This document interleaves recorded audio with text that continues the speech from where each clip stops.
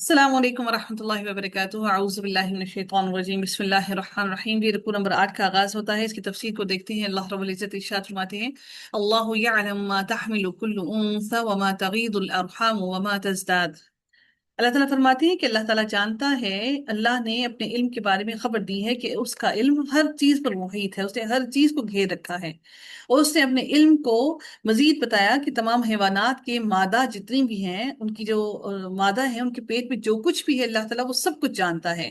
اسی لیے اللہ نے فرمایا وَيَعْلَمُ مَا فِي الْأَرْحَامِ، اور جو وہ جانتا ہے جو کچھ رحموں میں ہے، مَا تَحْمِلُ كُلُّ أُنثَىٰ، ہر مادہ جو بھی اٹھاتی ہے، چاہے وہ انسان ہو، جانور ہو، جس جس کے پیٹ میں جو ہو، وہ پورا ہے، نر ہے، مادہ ہے، ناقص ہے، خوبصورت ہے، بدصورت ہے، لمبا ہے، چھوٹا ہے، جو بھی شکل و صورت ہے اس کی، خوش نصیب ہے، بد نصیب ہے، دوست ہوگا، دشمن ہوگا، سخی ہوگا، بخیل ہوگا، عالم ہوگا یا جاہل ہوگا، عقل مند ہوگا یا بے وقوف ہوگا، بد اخلاق ہوگا یا حسن اخلاق والا ہوگا، یہ سب میرا رب جانتا ہے۔ اللہ تعالیٰ نے سورہ زمر میں فرمایا وہی تمہاری ماؤں کے پیٹوں میں 3 تاریکیوں میں ایک شکل کے بعد دوسری شکل میں تمہیں پیدا کرتا ہے۔ یعنی انسان بہت تاریکیوں میں ہوتا ہے، اور اس تاریکی میں اللہ تعالیٰ انسان کو ماں کے پیٹ میں جنم دیتا، پیدا کرتا ہے۔ اللہ تعالیٰ فرماتے ہیں کہ رسول اللہ صلی اللہ علیہ وآلہ وسلم نے فرمایا کہ غیب کی 5 کنجیاں ہیں جنہیں اللہ تعالیٰ کے سوا کوئی نہیں جانتا۔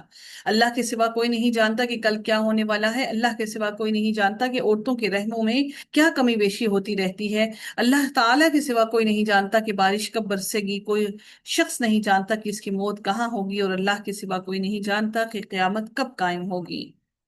تو نبی اکرم صلی اللہ علیہ وآلہ وسلم نے اس لیے واضح احادیث میں بھی فرما دیا کہ غیب کا علم صرف اور صرف اللہ تعالیٰ کے پاس ہی ہے، اور اس کے بارے میں متعدد احادیث ہیں جس کے اندر ماں کے پیٹ کے اندر جو بچہ ہے وہ کس طرح سے وہ وقت اپنا گزارتا ہے، یہ اللہ تعالیٰ ہی جانتا ہے، اور وہ کس طرح سے ایک نطفے سے خون ایک جمع ہوا خون بنتا ہے، اور دوسرے پہ گوشت کا لوتھڑا بنتا ہے، اور پھر اللہ تعالیٰ اس کو پوری شکل و صورت عطا کر دیتے ہیں۔ اللہ تعالیٰ اس کو کس طرح سے پورے ٹائم پیریڈ کے اندر بناتے ہیں، یہ اللہ بہتر جانتا ہے۔ وما تغید الارحام، اور جو کچھ رحم کم کرتے ہیں، یعنی جو رحم کے اندر حمل میں کمی ہوتی ہے، یا جو سکڑ جاتے ہیں، یا جو ہلاک ہو جاتے ہیں، جو پوری مدت کو نہیں پہنچتے، اللہ تعالیٰ ان کو بھی وہی جانتا ہے۔ وما تزداد، اور جو زیادہ کرتے ہیں، اور جو کچھ رحم میں بڑھ جاتا ہے، یعنی بچے جو رحم کے اندر ہوتے ہیں وہ جو زیادہ کرتا ہے وہ بھی اللہ ہی جانتا ہے۔ اللہ تعالیٰ سورہ حامیم السجدہ میں فرماتے ہیں کہ قیامت کا علم اللہ ہی کی طرف لوٹایا جاتا ہے، اور نہ کسی قسم کا پھل اپنے شگوفوں سے نکلتا ہے، اور نہ کوئی مادہ حاملہ ہوتی ہے، اور نہ ہی وہ بچہ جنتی ہے، مگر اس کے علم میں سب کچھ ہوتا ہے۔ بمقدار وکل شیء عنده بمقدار، اور ہر چیز اس کے ہاں ایک اندازے سے ہے، وہ ہر چیز کو ایک اندازے سے رکھے ہوئے ہے، اس نے ہر چیز کو ایک اندازے سے جوڑ رکھا ہے۔ پھر میرے رب نے فرمایا عالم الغیب والشہادۃ الکبیر المتعال، اللہ تعالیٰ فرماتے ہیں کہ وہ پوشیدہ اور ظاہر کو جاننے والا ہے، بہت بڑا اور نہایت ہی بلند ہے، اس کی بلندی تک، اس کی کبریائی تک ہم میں سے کوئی بھی نہیں نہ سوچ سکتا ہے اور نہ ہی پہنچ سکتا ہے۔ ہر مخلوق میں نقص ہے، ہر مخلوق حقیر ہے، اور اللہ تعالیٰ کے ذات وہ ہے جس میں کوئی نقص نہیں، وہ سب سے اعلیٰ اور برتر ہے، وہ سب سے بڑا ہے۔ ہر چیز اس تصور کے بعد اپنی اصل حقیقت کھو بیٹھتی ہے، اور ایک اللہ تعالیٰ کی ذات اصل حقیقت کی صورت میں سامنے رہ جاتی ہے۔ اللہ تعالیٰ الکبیر المتعال ہے۔ اس سے انسان اس نتیجے تک پہنچتا ہے کہ اللہ تعالیٰ کی ذات حق اور برحق ہے، جو ہمیشہ قائم رہنے والی ہے۔ سواء منكم من أسر القول ومن جهر به ومن هو مستخف بالليل سارب بالنهار۔ اللہ تعالیٰ فرماتے ہیں اس کے لیے برابر ہے کہ جو چھپا کر بات کرے، اور جو اس کو بلند آواز سے کرے، اور جو رات کو چھپنے والا ہو، اور جو دن میں چلنے والا ہو۔ اللہ تعالیٰ ہر انسان کے، ہر کوئی اگر سرگوشی کرتا ہے اللہ اس کو بھی جانتا ہے، جو ظاہر کرتا ہے اللہ اس کو بھی جانتا ہے۔ میرے رب نے پھر فرمایا سورہ المجادلہ میں، کیا آپ نے دیکھا نہیں کہ اللہ تعالیٰ یقیناً جانتا ہے جو کچھ آسمانوں میں ہے اور جو کچھ زمین میں ہے، 3 میں کوئی سرگوشی نہیں ہوتی، یعنی 3 لوگ جو ہوتے ہیں وہ اگر آپس میں سرگوشی کر رہے ہوتے ہیں تو اللہ تعالیٰ کہتے ہیں کہ مگر وہ ان کا چوتھا ہوتا ہے، یعنی کہ اللہ ان کی چوتھا وہ ہے، اللہ کی ذات چوتھا ہے جو ان کی سرگوشی کو سن رہا ہے، اور نہ 5 میں مگر ان کا چھٹا ہوتا ہے۔ यानी 5 लोग सरगोशी कर रहे हैं तो छठा अल्लाह की जात है जो उनकी सरगोशी को सुन रहा है। और ना उसमें से, ना उससे कम में और ना ज्यादा में, मगर वो उनके साथ होता है जहां कहीं भी वो होते हैं। फिर क़यामत के दिन वो उनको बता देगा जो उन्होंने अमल किए। अल्लाह ताला यकीनन हर चीज को बखूबी जानता है, वो खूब जानने वाला है। वसारिबुम वसारिबुम बिन नहार, और दिन में चलने वाला है, यानी दिन के वक्त में अपनी पनागाह के अंदर है। और सर्व उस जगह को कहते हैं जो जो जहां इंसान छुपता है। हाँ, ये जगह घर के अंदर हो या कोई गार हो या कोई ऐसी अंधेरी कोठरी हो जिसमें इंसान छुप जाए, तो अल्लाह ताला फरमाते हैं कि अल्लाह ताला हर चीज को जानता है। तो जहां जहां पर भी है, चाहे वो रात को छुपी हो या दिन को छुपने की कोशिश कर रही हो, मेरा रब हर चीज को जो जहां पर खुफिया रखना चाहता है, अल्लाह से कोई चीज मख्फी नहीं रह सकती, ना छुप कर रह सकती है। फिर मेरे रब ने फरमाया लहू मुअक्किबातुम मिन बैनि यदैहि व मिन खल्फिही यहफज़ूनहु मिन अम्रिल्लाह। अल्लाह ताला फरमाते हैं कि उस शख्स के लिए उसके आगे से और उसके पीछे से बारी बारी आने वाले कई पहरेदार हैं। यानी मुअक्किबातुन, निगहबान फरिश्ते जो एक दूसरे के बाद बारी बारी आते हैं, यानी कि फरिश्ते मुसलसल एक ही फरिश्ता नहीं लगा रहता, बल्कि बारी बारी आते हैं। और वो जो दूसरा आता है वो अल्लाह, ऐसा नहीं कि वो थक जाते हैं, बल्कि वो रब कायनात को जाकर हर हर रोज की, हर हर दिन की, हर हर लम्हे की खबर देते हैं। इसलिए फरिश्ते बारी बारी आते हैं, ये एक दूसरे के आगे पीछे आते हैं। और असर के वक्त फरिश्तों की ड्यूटी चेंज होती है। फिर अल्लाह फरमाते हैं यहफज़ूनहु मिन अम्रिल्लाह, जो अल्लाह के हुक्म से उसकी हिफाजत करते हैं। यानी ये फरिश्ते उसके जिस्म और रूह की हर उस चीज से हिफाजत करते हैं जो उसको नुकसान पहुंचाना चाहती है। वो उसके अमाल की हिफाजत करते हैं, वो हमेशा उसके साथ रहते हैं। बस जैसे अल्लाह ताला के इल्म ने उन्हें उन इंसान का अहाता कर रखा है, इसी तरह अल्लाह ताला ने अपने बंदों की हिफाजत के लिए ये फरिश्ते भेज रखे हैं। जबकि इंसान के अमाल अल्लाह ताला से ओझल नहीं है, ना हो सकते हैं, और ना ही अल्लाह ताला कुछ भूलता है। फिर मेरे रब कायनात ने मजीद फरमाया आयत के अगले हिस्से में कि इन्नल्लाह मिन अम्रिल्लाह इन्नल्लाह ला युगय्यिरु मा बिकौमिन हत्ता युगय्यिरु मा बिअनफुसिहिम। अल्लाह ताला फरमाते हैं यहाँ तक कि वो बदल दें जो उनके दिलों में है, यानी तहारत ईमान में और इखलास और इताअत को गुनाहों से बदल दे। इंसान जिसको चाहता, अल्लाह जिसको चाहता है जैसे चाहता है उसके उसके अमाल को बदल देता है। यहाँ तक कि वो बदल दें जो उनके दिलों में है, यानी जब तक वो ईमान से कुफ्र, इताअत से नाफरमानी और अल्लाह की नेमतों पर शुक्र से नाशुक्री की तरफ मुंतकिल नहीं होते। जब वो ऐसा करते हैं तब उस सूरत में अल्लाह ताला उनसे अपनी नेमतें ले लेता है। और इसी तरह जब बंदे अपनी हालत को बदल लेते हैं और वो अल्लाह ताला की नाफरमानी को छोड़कर इताअत का रास्ता इख्तियार कर लेते हैं, तो फिर उनकी बदबख्ती की हालत को भलाई, खुशी, मुसर्रत और रहमत की हालत में अल्लाह रब्बुल इज्जत बदल देता है। मेरे रब ने फिर मजीद फरमाया व इज़ा अरादल्लाहु बिक़ौमिन सऊआ, और जब अल्लाह ताला किसी कौम से बुराई का इरादा करता है, यानी अल्लाह ताला जब किसी फर्द या कौम के लिए आजमाइश या अजाब का इरादा करता है, फला मरद्द लहू, तो कोई उसको हटाने वाला नहीं होता, कोई अल्लाह के इरादे को हटाने वाला नहीं होता। वमा लहुम मिन दूनिही मिन वाल, और ना ही अल्लाह के सिवा उनके लिए कोई भी मददगार हो सकता है। अल्लाह जब किसी को नुकसान पहुंचाना चाहे कोई उसको फायदा नफा नहीं दे सकता, और जब मेरा रब किसी को नफा देना चाहे तो कोई उसको नुकसान नहीं दे सकता। हमारा यकीन कामिल अल्लाह ताला की इस जात पर, अल्लाह ताला की इस इख्तियार पर पूरा पूरा होना चाहिए। अल्लाह रब्बुल इज्जत फरमाते हैं हुवल्लज़ी युरीकुमुल बरक़ खौफन व तमअन व युनशिउ सहाब थिक़ाल। अल्लाह रब्बुल इज्जत मजीद फरमाते हैं कि वही वो जात है जो तुम्हें खौफ और उम्मीद के लिए बिजली दिखाता है। यानी ये जो आसमानों से जो बिजली कड़कती है, ये खौफ के लिए अल्लाह ताला हमें बताते हैं कि वो तुम्हें खौफ के लिए बिजली बिजली दिखाता है, ताकि तुम खौफ खाओ और डर जाओ अल्लाह ताला से। और वो बोझल बादल पैदा करता है, वो बोझल बादल जो पानी से भरा हुआ होता है, और पानी के बोझ से वो भारी हो जाता है। और जब वो बारिश बरसती है तो बारिश के बरसने से उसका बोझ कम हो जाता है। वयुसब्बिहु अर्रअदु बिहम्दिही वल मलाइकतु मिन खीफतिही। अल्लाह ताला फिर फरमाते हैं और बादल के गरज उसकी हम्द के साथ उसकी तस्बीह करते हैं। ये जो बादलों की तस्बीह है अल्लाह ताला की, वो क्या है कि वो जब गरजते हैं अल्लाह ताला से डर खाते हैं, बादल भी खौफ खाते हैं। और जब बादल गरजते और कड़कते हैं तो वो उस कड़क के साथ अल्लाह ताला ताला की तस्बीह बयान करते हैं। अल्लाह अकबर। वो बादल और वो बादलों की बिजली और उनकी कड़क भी अल्लाह ताला के आगे तस्बीह बयान करके डरती है, और वो तस्बीह बयान करके अपने काम को करते हैं। तो हम वो बदबख्त हैं जो अपने दिन का आगाज भी कर लेते हैं, अपनी जिंदगी के सारे मामलात को भी कर लेते हैं बगैर अल्लाह ताला के जिक्र किए हुए। तो फिर हमारी जिंदगी के मामलात कैसे पेश आए।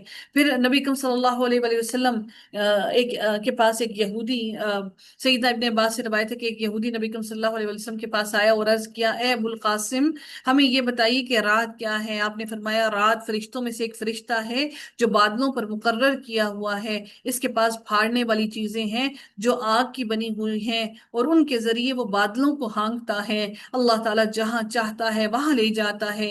यहूदियों ने अर्ज किया, ये आवाज क्या है जो सुनने में आई है। आपने फरमाया, बादल को झड़कने की आवाज है, और रात उन्हें झड़कता है यहाँ तक कि बादलों को वहां ले जाता है जहां ले जाने का हुक्म होता है। तो इंसान के अंदर, हर इंसान के लिए अल्लाह ताला की हर हर लफ्ज के अंदर, कुरान के हर हर लफ्ज के अंदर निशानियां हैं। अगर हम इन चीजों को पढ़ना शुरू कर दें तो जिंदगी बहुत आसान हो जाए, समझना शुरू कर दें तो जिंदगी उससे भी कई ज्यादा आसान हो जाए। अल्लाह ताला सूरह बनी इसराइल में फरमाते हैं, सातों आसमान और जमीन और जो कुछ इसमें है सब उसकी तस्बीह करते हैं, और कोई चीज नहीं मगर उसकी हम्द के साथ तस्बीह करती है, लेकिन तुम उनकी तस्बीह नहीं समझते। हमें नहीं मालूम कि वो कैसे अल्लाह की तस्बीह करते हैं।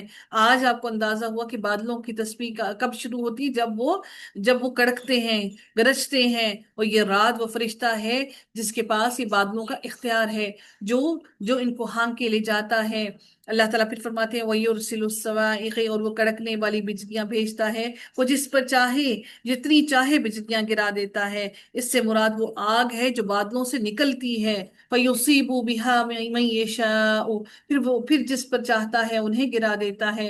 फिर वो कड़कती हुई बिजलियां जिस पर गिराने का इरादा रखता है गिर जाती हैं। वहुम युजादिलूना फिल्लाह, और वो अल्लाह के बारे में झगड़ रहे होते हैं, अल्लाह की सिफात और तौहीद में झगड़ते हैं। वहुवा शदीदुल मिहाल, और वो बहुत सख्त कुव्वत वाला है। मिहाल के मानी मुआखजा करना, तदबीर और कुव्वत के हैं।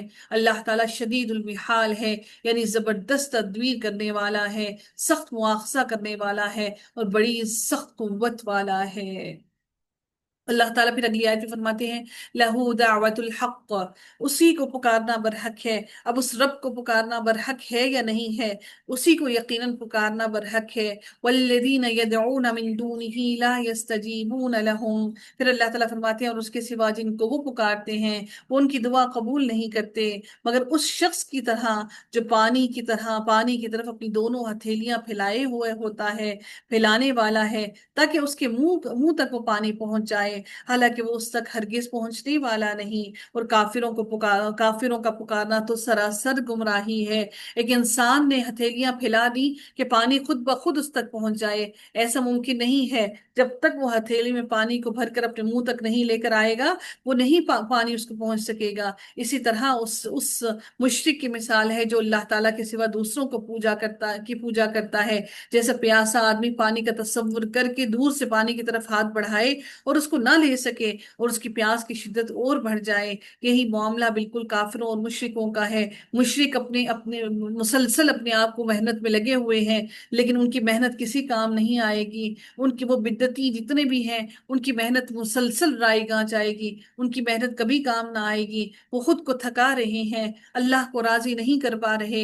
उनका हाल बिल्कुल ऐसे ही है जैसे वो खाली हाथ हैं और पानी के लिए हाथ फैला रहे हैं, लेकिन उनकी प्यास नहीं बुझ रही। वो मुसलसल लगे हैं, लेकिन वो सिर्फ सिवाय खुली गुमराही की किसी में नहीं। मेरे रब ने फिर मजीद फरमाया, वलिल्लाहि यस्जुदु मन फिस समावाति वल अर्दि तवअन व करहन व ज़िलालुहुम बिल गुदुव्वि वल आसाल, और आसमानों और जमीन की तमाम मखलूक खुशी से या ना खुशी से अल्लाह ताला ही के लिए सजदा करती है, और वो सुबह शाम उनके साए भी, यानी इनके साए भी सजदा करते हैं अल्लाह रब्बुल इज्जत को। अल्लाह ताला ने सूरह अन-नहल में फरमाया कि और क्या वो देखते नहीं कि जो कुछ अल्लाह ताला ने पैदा किया है उनके साए अल्लाह ताला को सजदा करते हुए दाएं बाएं ढलते हैं। इस हाल में वो सब आजिज़ी करने वाले हैं। आपने देखा कि साया किस तरह जमीन पर लेटा हुआ होता है, वो दाएं और बाएं بائیں، کبھی وہ دائیں طرف ہوتا ہے، کبھی وہ بائیں طرف ہوتا ہے۔ تو ہم سمجھتے ہیں کہ وہ روشنی کے اپوزٹ سائڈ پہ نو ڈاؤٹ سایہ بنتا ہے، لیکن اللہ تعالیٰ فرماتے ہیں کہ وہ تمہارے جو جھلک ہے، وہ جو تمہارا سایہ ہے، وہ بھی اگر مجھے سجدہ کر رہا ہے، تمہارا وہ سایہ بھی میرے آگے سر بسجود ہے۔ تو اے انسان، تو کس قسم کا ہے، کتنا بدبخت ہے کہ تو اللہ کے سامنے سر نہیں جھکاتا۔ پھر میرے رب نے فرمایا قل، اے نبی آپ پوچھیں، من رب السماوات والارض، جو کچھ آسمانوں اور زمین کا، جو آسمانوں اور زمین کا رب کون ہے؟ قل اللہ، کہہ دو اللہ ہی ہے۔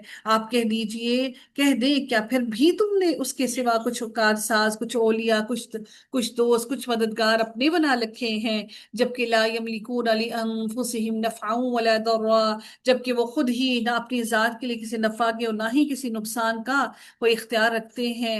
پھر اللہ تعالیٰ نے پھر مزید فرمایا قل هل يستوي الاعمى والبصير، پھر یہ کیسے ممکن ہے کہ ایک اندھا اور ایک دیکھنے والا جس نے اپنی آنکھوں سے، اپنی نگاہوں سے سب کچھ دیکھ لیا ہو، وہ دونوں برابر نہیں ہو سکتے۔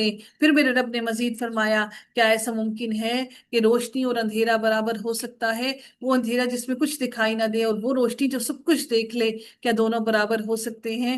پھر میرے رب نے فرمایا ام جعلوا للہ شرکاء خلقوا كخلقه فتشابه الخلق علیہم، پھر میرے رب نے فرمایا کہ جنہوں نے اللہ تعالیٰ کے پیدا کرنے کی مانند پیدا کیا، یا ایسے کوئی جنہوں نے انہوں نے جو اللہ کے ساتھ شریک بنائے ہیں، کیا انہوں نے اللہ تعالیٰ نے جس طرح پیدا کیا ایسا کچھ پیدا کیا ہے؟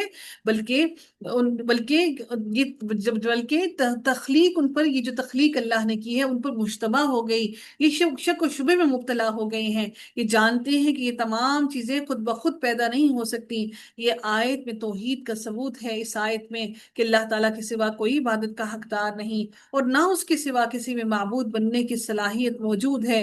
وہ رب توحید، رب اکیلا ہے، وہ توحید ربوبیت کے تو مشرک بہت سی چیزوں کے قائل ہیں، لیکن ان سب کو جان لینا چاہیے کہ اللہ تعالیٰ اکیلا واحد ہے۔ ہم سب کو موحد بننا چاہیے، واحد اللہ تعالیٰ کی عبادت کرنی چاہیے، اور اسی سے ہر چیز مانگنی چاہیے، اپنی خیر کو بھی اللہ سے منسوب کرنا چاہیے، جو تکلیف ہمیں پہنچتی ہے وہ بھی اللہ کے حکم سے پہنچتی ہے۔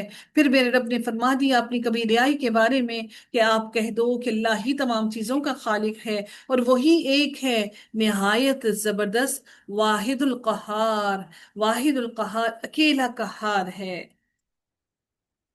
انزل من السماء ماء فسالت اودية بقدرها فاحتمل السيل۔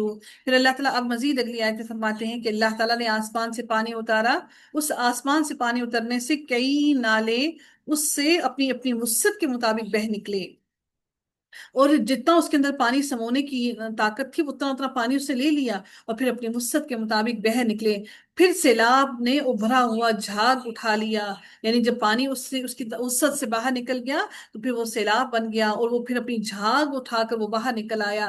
اور اسی طرح جھاگ کا ان چیزوں پر بھی آتا، جھاگ ان چیزوں پر بھی آتا ہے جن کو زیور یا برتن بنانے کے لیے آگ پر تپاتے ہیں، یعنی جب بھی ہم زیور کو، گولڈ کو، یا کسی بھی چیز کو، میٹل کو جب بھی آگ کے اوپر تپایا جاتا ہے تو اس کے اوپر ہمیشہ آپ کو جھاگ نظر آتی ہے۔ ایون پانی کو بھی ابالا جاتا ہے تو اس کے اوپر بھی بلبلے بننا شروع ہو جاتے ہیں، جھاگ آنا شروع ہو جاتی ہے۔ میرے رب نے پھر فرمایا كذلك يضرب الله الحق والباطل، اسی طرح اللہ تعالیٰ حق اور باطل کی مثال بیان کرتا ہے۔ چنانچہ جو جھاگ ہے وہ ساری کی ساری بیکار ہے، وہ ساری بیکار چلی جاتی ہے۔ فَأَمَّا الزَّبَدُ فَيَذْهَبُ جُفَاءً، وہ ساری جھاگ بیکار چلی جاتی ہے، لیکن جو انسانوں کو فائدہ دیتی ہے وہ زمین میں ٹھہر جاتی ہے۔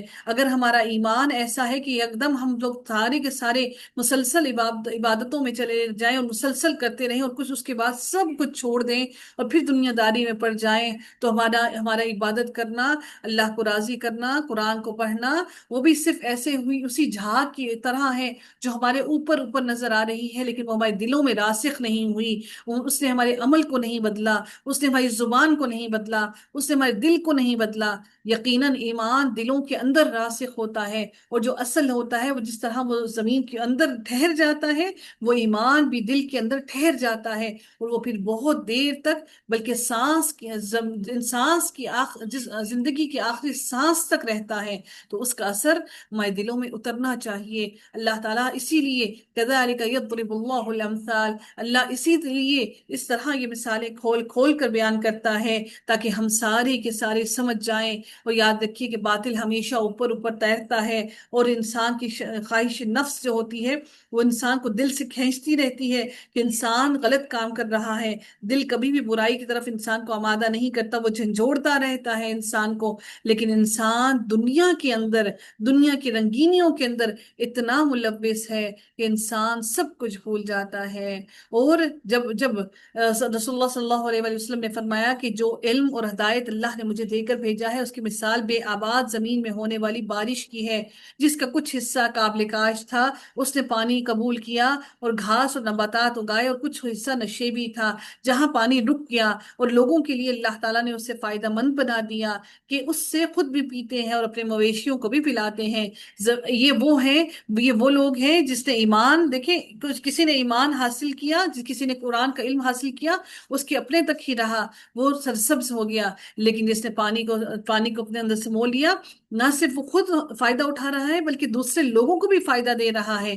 ان کی مثال آپ جیسے لوگوں کی ہے جو لوگوں کو بھی بلا رہے ہیں، سکھا بھی رہے ہیں، سیکھ بھی رہے ہیں، اور زمین کے ایک اور حصے پر بھی بارش ہوئی جو صرف چٹیل میدان کی صورت میں تھا۔ یہ وہ لوگ ہیں جو ہر کلاسز میں انٹر ہو جاتے ہیں، داخل ہو جاتے ہیں، لیکن ان پر بھی کچھ اثر نہیں کرتا، اور پھر وہ جب پانی ان چٹیل میدان کی صورت میں جب ان پر آتا ہے، اس نے کیا کیا؟ نہ اس نے پانی کو جمع کیا، نہ اس سے نباتات اگایا، نہ تو یہ مثال ایسے شخص کی ہے جس نے اللہ کے دین کو سمجھا اور تعلیم و تعلم کے ذریعے اللہ تعالیٰ نے اس کے لیے مفید بنا دیا، اور ایسے شخص کی جس نے اس کی کوئی پرواہ نہ کی اور میرے ذریعے اللہ کی بھیجی ہوئی ہدایت کو قبول نہ کیا۔ سوچئے کہ کتنا سخت ہمارے لیے یہ حکم ہے کہ ہم لوگوں کی مثال ایسی ہے، جو لوگ دین کے اندر آ کر پھر بھاگ جاتے ہیں، ان لوگوں کی مثال بالکل ایسی ہی ہے۔ پھر میرے رب نے فرمایا للذین استجابوا لربهم الحسنی، جن لوگوں نے اپنے رب کی بات قبول کر لی ان کے لیے بھلائی ہے، اور جن لوگوں نے قبول نہیں کی، اگر ان کے پاس واقعتاً وہ سب ہو جو زمین میں ہے اور اس کے ساتھ اتنا ہی اور بھی ہو، تو وہ اس کو ضرور فدیے میں دے دیں۔ یہی لوگ ہیں جن کا برا حساب ہوگا، اور ان کا ٹھکانہ جہنم ہے، وبئس المہاد، اور یہ بڑا ہی برا ٹھکانہ ہے۔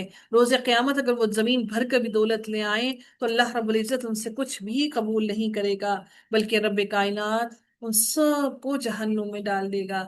رب کائنات ہم سب سے درگزر فرمائے اور ہم سب سے راضی ہو جائے، ہماری مشکلات کو دور فرما دے، ہمارے لیے رزق کے بہترین دروازے کھول دے، ہماری جو جائز خواہشات ہیں رب کائنات ان کو پورا کر دے، اور اللہ تعالی ہم سب کے لیے کافی ہو جائے۔ آخر دعوانا الحمد للہ رب العالمین، صلی اللہ تعالی علی خیرہ خلقہ اجمعین، برحمتک یا ارحم الراحمین، سبحانک اللہم و بحمدک، نشہد ان لا الہ الا انت، نستغفرک ونتوب الیک۔ السلام علیکم ورحمۃ اللہ وبرکاتہ۔